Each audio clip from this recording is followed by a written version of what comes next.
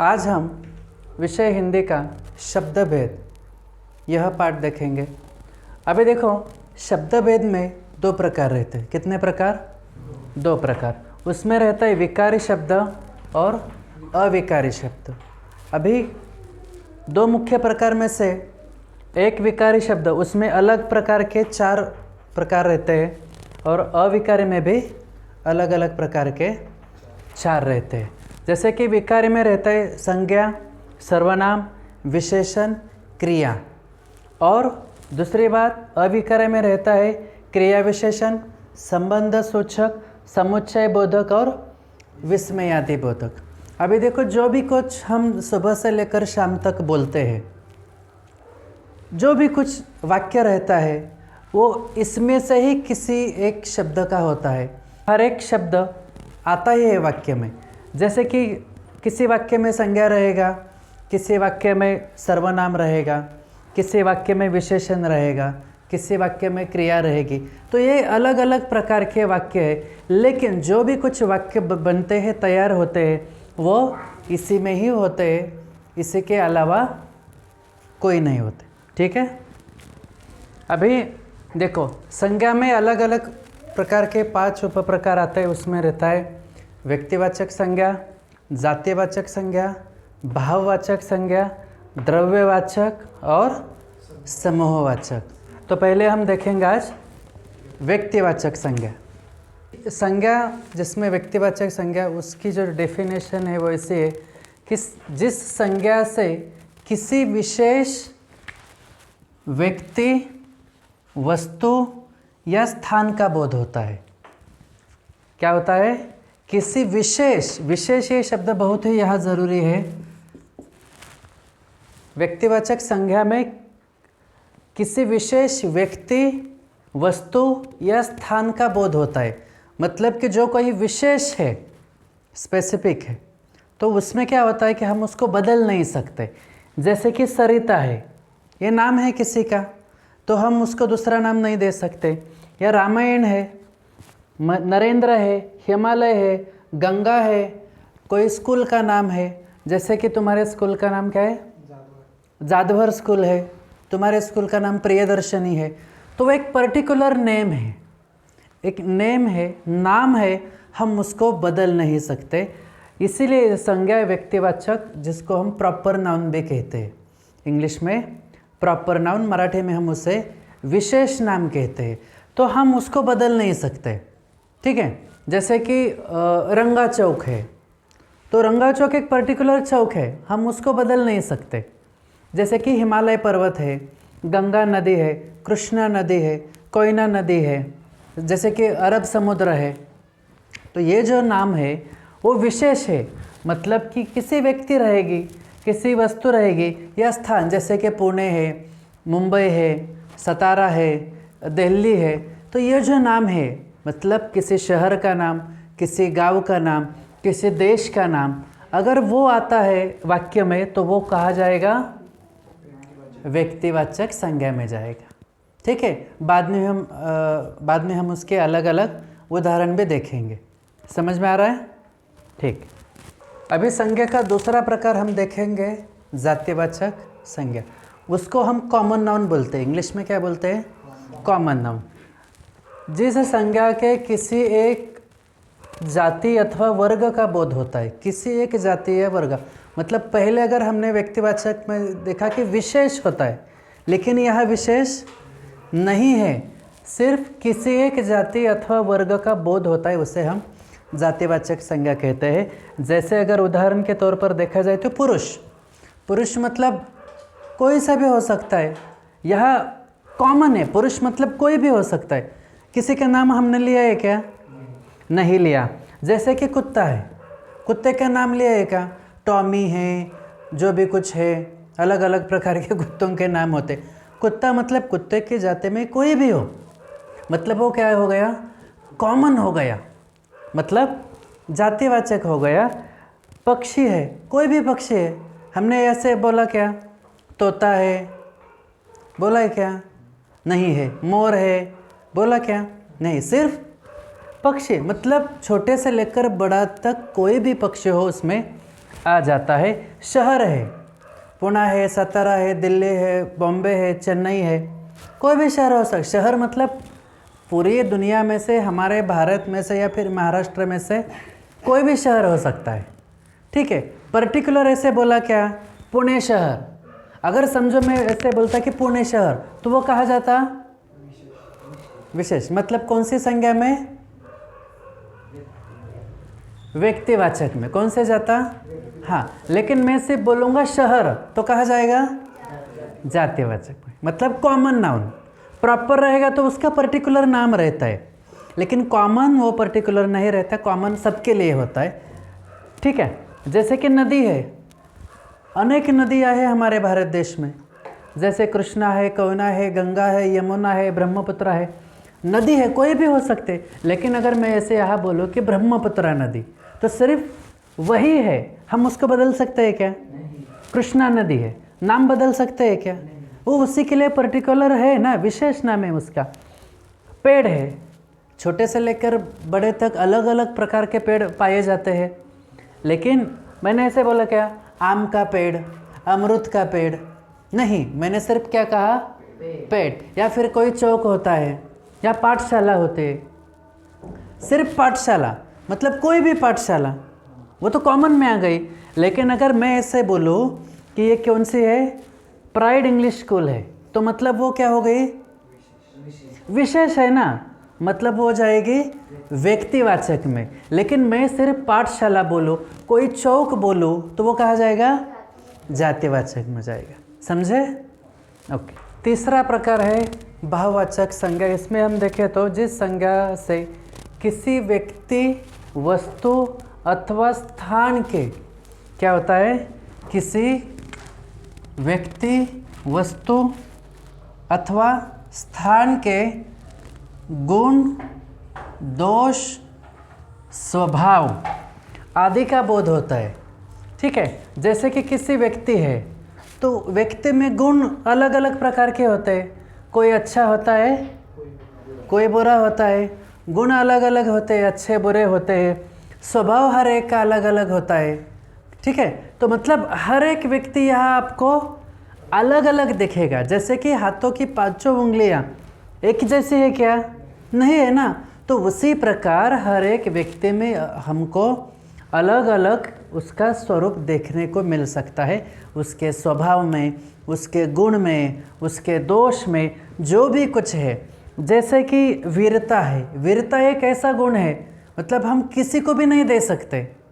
जैसे कि सुभाष चंद्र बोस है, तो हमको उनको कहेंगे, जो भी कुछ हमारे जवान है जो सीमा पर 24 घंटे खड़े रह के हमारी रक्षा करने की कोशिश करते हैं, तो वो एक वीरता वाला अलग गुण है, ठीक है। लेकिन स्वाद देखिए, स्वाद अलग है, लेकिन वो भी गुण दोष में आता है। जैसे कि शक्कर का स्वाद कैसे रहता है, मीठा रहता है। बुढ़ापा एक ऐसी चीज़ है कि वह आदमी अलग हो जाता है। जैसे कि बचपन है, बचपन के विपरीत आदमी बुढ़ापे में हो जाता है, उसके चाल ढाल बदल जाती है, उनके गुणों में, दोषों में बदलाव आ जाता है। क्रोध, दुश्मनी तो हम देखते हैं, चप्पे चप्पे पे हमें देखने को मिलती है लोगों के।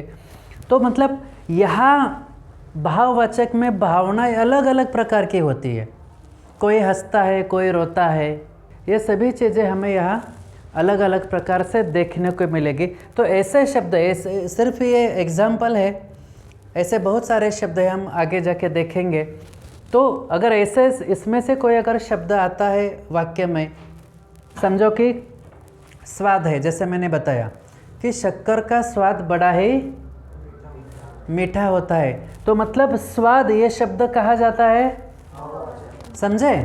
यही आपको पहचानना है, तो वो हम एक्सरसाइज में देखेंगे। समझ में आया? अभी संज्ञा में चौथा पार्ट देखेंगे, द्रव्यवाचक संज्ञा। इसमें देखो तो जो संज्ञा शब्द द्रव्य धातु, क्या है, द्रव्य धातु आदि पदार्थों का नाम बताते हैं, उसे कहते हैं द्रव्यवाचक संज्ञा। कि जो शब्द द्रव्य धातु आदि पदार्थ, द्रव्य अलग अलग प्रकार के होते हैं, धातु अलग अलग प्रकार के होते हैं। जैसे देखा जाए तो सोना एक धातु है, लोहा एक धातु है, मतलब उसको पिघला के क्या होता है, अलग अलग प्रकार की चीज़ें हम बनाते हैं। पानी है, चांदी है, तांबा है और अलग प्रकार के हैं। ठीक है, तो मतलब जैसे कि दूध है, घी है, ये भी कहा जाएगा द्रव्यवाचक में। जो द्रव्य है, लिक्विड के स्वरूप में वो रहता है, उसे हम द्रव्यवाचक कहते हैं। समूहवाचक संज्ञा, समूह मतलब ग्रुप, इंग्लिश में उसको क्या कहते हैं, ग्रुप। वे शब्द जो समूह का बोध कराते हैं, समूह का बोध कराने वाले शब्द, उसको हम समूहवाचक संज्ञा कहते हैं। अभी कौन से ऐसे शब्द है, जैसे कि सेना है, सेना एक की होती है क्या, बहुत सारे लोग उसमें रहते हैं। संस्था एक होती है क्या, बहुत सारे उसमें लोग होते हैं। भीड़ में एक आदमी अगर रास्ते से चल रहा है तो उसको हम कहेंगे क्या, बहुत भीड़ है, नहीं ना, तो वहाँ बहुत सारे लोग होंगे तो हम कहेंगे वहाँ क्या है, भीड़ है। गुच्छा है, एक फूलों का एक फूल रहेगा तो उसको हम बोलेंगे कि फूलों का गुच्छा है, नहीं बोलेंगे ना। बहुत सारे, जैसे कि 5 है, 10 है, जो भी कुछ है, अगर एक से ज़्यादा रहेंगे तो उसको क्या बोलेंगे, गुच्छा बोलेंगे। ऐसे अलग अलग प्रकार के बहुत सारे शब्द हैं जो किस में आते हैं, समूहवाचक में आते हैं। जैसे कक्षा रहती है, कक्षा में एक ही बच्चा रहता है क्या, बहुत सारे रहते हैं। खेलों की टीम रहती है, ठीक है, तो उसमें अलग बहुत प्रकार के लोग रहते हैं, एक से ज़्यादा लोग रहते हैं, उसको कहते हैं समूह। क्या कहते हैं, समूह। यहाँ तक समझ में आया। अभी हम आगे जाके ये देखेंगे कि परीक्षा में कैसे प्रश्न पूछा जाता है और हमें उसका उत्तर कैसे लिखना है। ठीक है, अभी देखो परीक्षा में प्रश्न कैसे पूछा जाता है। निम्नलिखित वाक्यों के अधोरेखांकित शब्द का, यहाँ मैंने अलग अलग प्रकार के वाक्य दिए हैं और वाक्य में से किसी एक शब्द को मैंने अधोरेखांकित किया है, मतलब कि उसको अंडरलाइन किया है। ठीक है, अधोरेखांकित शब्द का शब्दभेद क्या करना है, हमको पहचान कर लिखना है। ठीक है, अभी हमने पहले ये बताइए कि कौन कौन से हमने शब्दभेद देखे हैं। हाँ, एक एक बताओ। व्यक्तिवाचक, दूसरा कौन सा बताया, जातिवाचक, तीसरा बहुवाचक, चौथा द्रव्यवाचक, पांचवा समूहवाचक। मतलब संज्ञा में ये अलग अलग उसके प्रकार है। तो अभी हमको क्या करना है कि जो राघवेंद्र शब्द है वो कौन सी संज्ञा में आता है, ये हमको पहचानना है। ठीक है, अभी देखिए उत्तर लिखते समय हमें क्या करना है, पहले जो अंडरलाइन मतलब जो अधोरेखांकित किया हुआ शब्द है उसको हमको पहले लिखना है। राघवेंद्र, ठीक है, अभी राघवेंद्र ये क्या है, किसी व्यक्ति का नाम है, मतलब ये एक पर्टिकुलर नाम है, विशेष नाम है, हम उसको बदल नहीं सकते। तो वो कौन सी संज्ञा में जाएगा, व्यक्तिवाचक में, क्योंकि एक व्यक्ति का नाम है ना, बात खत्म।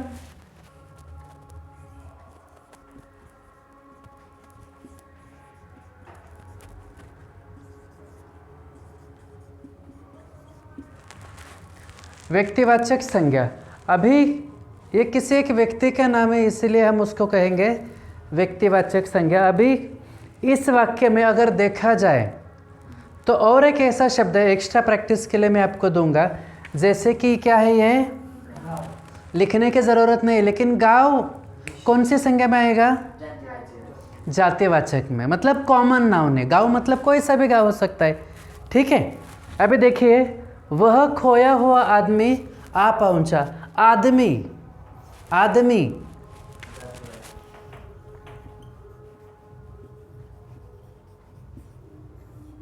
निरंजन क्या रहेगा, आदमी जातिवाचक। क्यों जातिवाचक, क्योंकि वो आदमी है, कोई हाँ, वेरी गुड, आदमी है। मैं हो सकता हूँ, तुम हो सकते हो, तुम हो सकते हो, कोई भी हो सकता है। ऐसे पर्टिकुलर के बोलते हैं क्या अर्जुन ही है, साक्षी है, ऐसा है क्या? नहीं है। इसलिए उसका उत्तर क्या है? लिखो।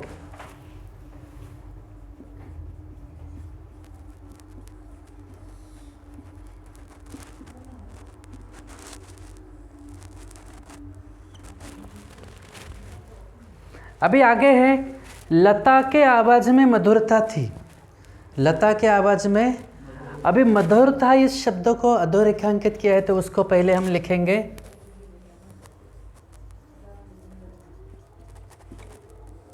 अभी आपको क्या लगता है मधुरता ये, अभी देखो थोड़ा सा यहाँ देखो, अगर बहुत ऐसे शब्द होते हैं कि हम क्या होते हैं, कंफ्यूज होते हैं कि हमें क्या करना है।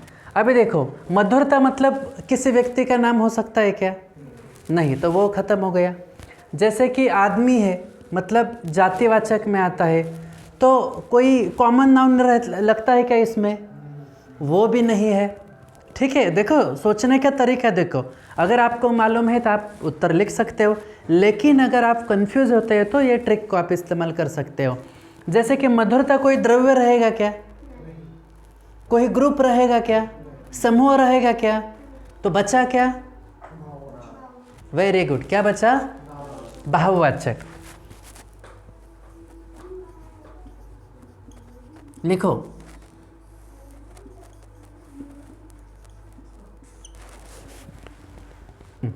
अभी उसने कहा और पानी बरसने लगा, ये वाक्य है, और पानी के नीचे क्या किया है? अधोरेखांकित किया है, अंडरलाइन किया है, पहले उसको हम लिखेंगे। अभी बताने की ज़रूरत है क्या? ये किस में जाएगा? समूह में।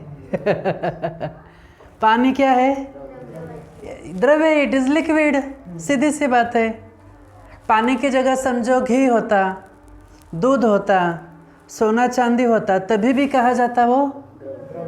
हमने देखा था ना, जो शब्द देखे थे वाक्य में वो शब्द आया है ना पानी, बाकी के हमें वाक्य से कुछ लेना देना नहीं है। जो शब्द है उसको आपको ध्यान से पढ़ना है, समझना है।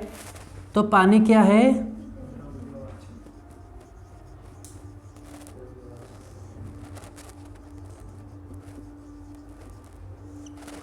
द्रव्यवाचक संज्ञा। अभी देखिए हर एक प्रश्न अलग तरीके से पूछा जा सकता है। ठीक है, आपको पहले क्या करना है?